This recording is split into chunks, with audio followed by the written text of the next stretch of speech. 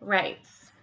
So today we've got one from Relationship Advice. It's from Throw R.A. Am I Broke? And it was written today, 18 hours ago. Are you ready? Cool. Let's go. Okay. I am 28. Broke up with my girlfriend because she, F28, wanted me to pay for everything. I regret my decision. Was I in the wrong? I, male 28, broke up with my then girlfriend, F28, of 4 years because of money. Throughout our relationship, my ex, so this is the girlfriend, not a different ex. I got confused for a second. Okay. Throughout my relationship with my ex, I always paid for dates, which I'm completely okay with. I paid for small trips we'd take across the state, and she never had to drive a single time. She lives about an hour 45 away and had a nicer car than me. I'd always pick her up and drop her off.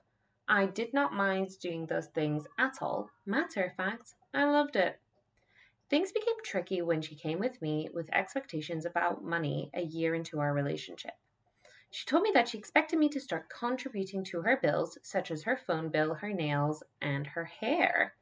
She also requested that I pay for special cosmetic skin treatments, shopping, cosmetic products, and help her with her car payments. When we had this conversation the first time, it hit me like a truck. I thought I was being financially used, and I disputed this for months on end. At some point, she told me that men she had dated in the past did all that plus more. She wasn't lying about it, I saw the receipts. One of them even took her on vacation. I was not jealous about this or feeling insecure about it at the time. She told me that that is how relationships are, and I shouldn't see it as quote unquote an expense, rather a token of love and appreciation towards her, especially if I'm working towards getting married. All my friends disagreed with this and told me to dump her, but I didn't. She made me extremely happy in other aspects of my life. I've been in a few relationships, but none like this. No woman has made as much of an effort to make me happy, let alone a woman this attractive, because she definitely turned a lot of heads when we were out together. I was always taken care of and deeply loved and understood so well, and even my bad quirks were accepted and appreciated. She said she understood I didn't make as much as the last men she dated and didn't want to compare. She said, comparingly. No, sorry, that wasn't in it. She said it was about the gesture and my willingness to do so. So, with that, started paying a few of her bills and for her shopping and other things. Over time, I started getting stressed about money because I didn't have the funds to do things I wanted to do in life, like improving my standards of living. I couldn't afford investing or a house or a newer car. I started to also feel insecure because I wasn't earning enough money. Because of this, I started to resent going on dates or other activities because I was struggling financially to keep up. I tried explaining to her that things were tight, but she said it was my job to figure things out, that she wouldn't compromise because what I was doing was the bare minimum. She felt disrespected or unloved when I said no to things, as in those things that she was asking for. I'm not the type of man to indulge in luxury myself. I'm super simple. I felt like I couldn't keep up with her or what her exes did for her. My insecurities got worse, and at this point, my friends and parents were telling me that if I did these things for any other girl, I'd be treated even better and that I was being taken advantage of. My breaking point was when she asked for a nose job. I told her I couldn't afford it, and she said I could get it on a payment plan. At that point, I told her I had enough and we broke up.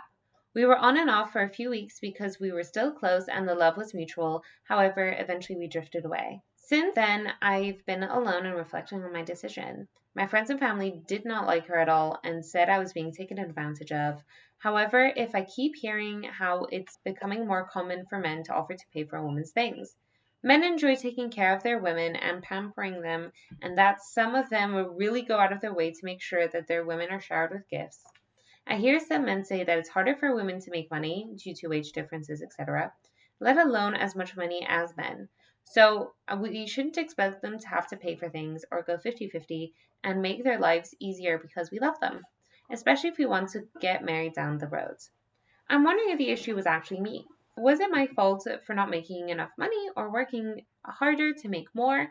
Was I not understanding her love language? Was I wrong to complain about money at all? Since this was what some modern relationships look like, is it the expectation that attractive women have high cost/demands? TLDR, broke up with my girlfriend because she wanted me to pay for the bills, shopping, gifts, travel, etc. Regretting my decision because now I'm more alone than ever and seeing men around me do these things for other women happily. Was I wrong? Is it my fault I don't make enough to date as a man in my late 20s? You look exhausted. That was a long one. He does apologize for the long post, by the way, in it. Thank God. Apologise a few more times. Right? Fundamentally, you just got to feel sorry for the guy, really, at the end of the day. I mean, he's asking an interesting question. Look, fundamentally, as far as I'm aware, 98% of relationships, 99% of relationships aren't like that. The fact that he's talking about a wage gap, let's not get into a wage gap, but the point is there's not that much of a wage gap where, men have to pay everything for their partner.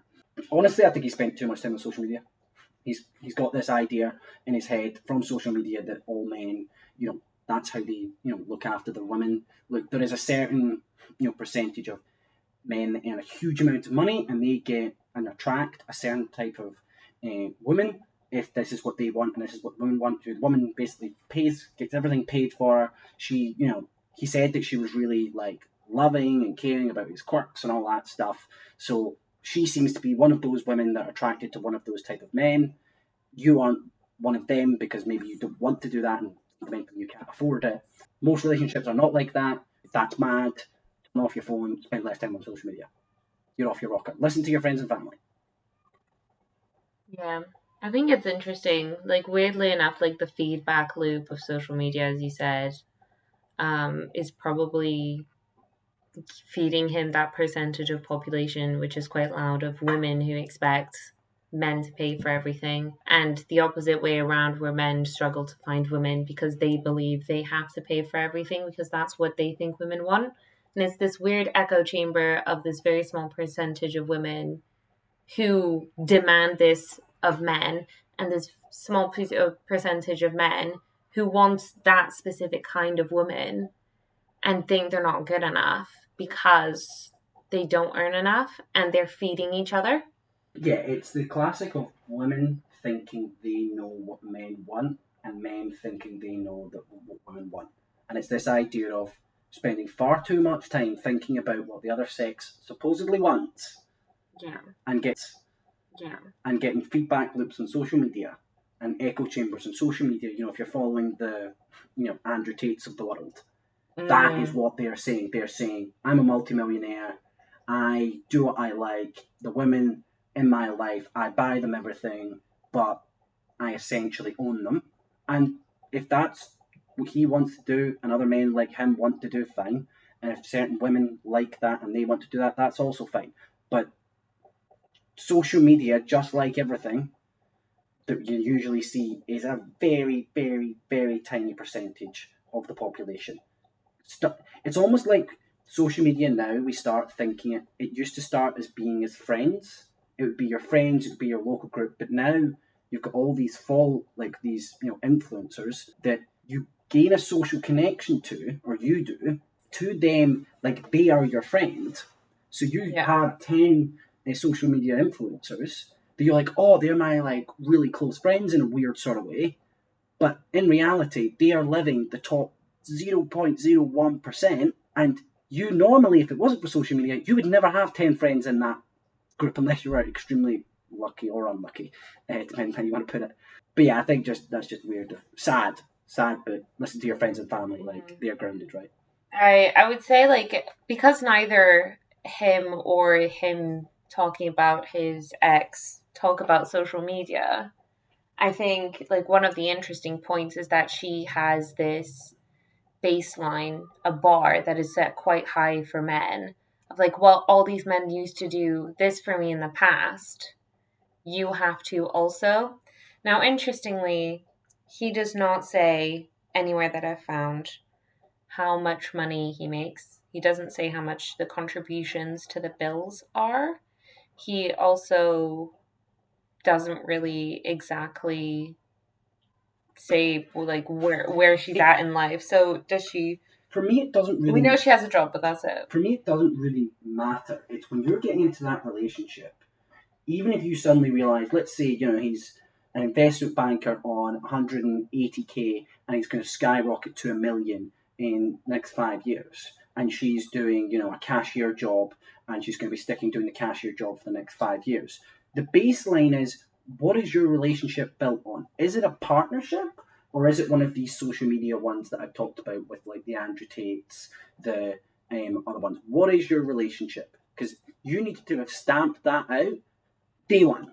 Yeah. See, I think it's important because what is the contribution? Because you say a lot, it's a contribution. She says it's to demonstrate a willingness to do it, which makes it seem like either he has gaslit himself and she has gaslit him into thinking that it wasn't a lot of money, or it actually wasn't a lot of money. And I'm wondering which one it is, because a contribution, let's say it was $50 a month, which obviously it wasn't. Should never be paying, in my opinion, at all, ever, for her hair, her nails, her rent, her bills. Never. Yeah.